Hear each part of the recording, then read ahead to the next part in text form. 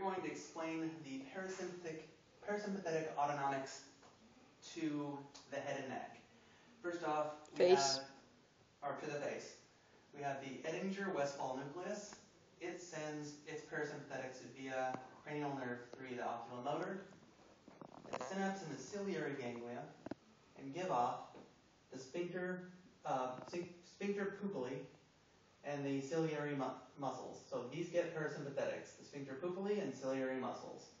Next, we have cranial nerve 7, the facial nerve, which gives off its parasympathetics via the greater petrosal nerve that synapse in the pterygopalatine. Doesn't start with a T, but it sounds good. Pterygopalatine, and gives off the LPN. These are the lacrimal, palate, and nasal sponges, glands. They're glands. Okay. Next, we have the glossopharyngeal, which gives off its parasympathetics via the lesser petrosal nerve. Lesser petrosal nerve synapses in the otic ganglion, which then gives off its parasympathetics to the parotid gland for salivation. Next, we have the facial nerve 7, which gives off its innervation via the chordae tympani. That also goes to the lingual nerve that rides the lingual nerve to the submandibular gland where it will synapse and send off its parasympathetics to the sublingual and submandibular gland. Down here we have a rule of thumb. So the greater petrosal of 7 is going to give parasympathetics to the LPN above the oral fissure. Below the oral fissure, we have the chordae tympani of 7 giving off parasympathetics to the sublingual and submandibular. This here says the same thing as this up here, so to speak. Moving on, we're going to go to sympathetics.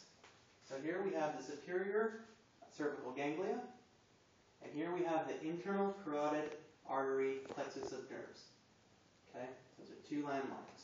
First off, superior cervical ganglia gives off its sympathetics,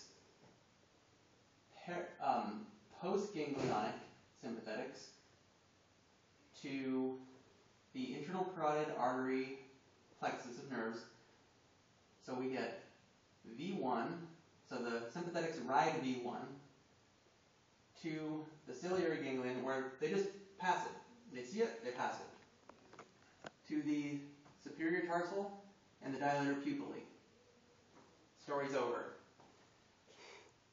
The superior cervical ganglia gives off its sympathetics to the internal carotid artery plexus and also gives off a named nerve. So when you get off the internal carotid artery plexus, you have the deep petrosal nerve. That goes to the pterygopalatine ganglia, where it bypasses it, and goes to the lacrimal, palatine, and nasal glands. Okay? Next, we have superior cervical ganglia again, but this time we are going to go for a ride. This little green dot means we're going for a ride.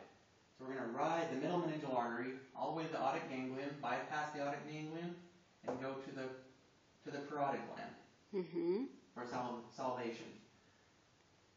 Superior cervical ganglia rides the facial artery to the submandibular gland where it bypasses it.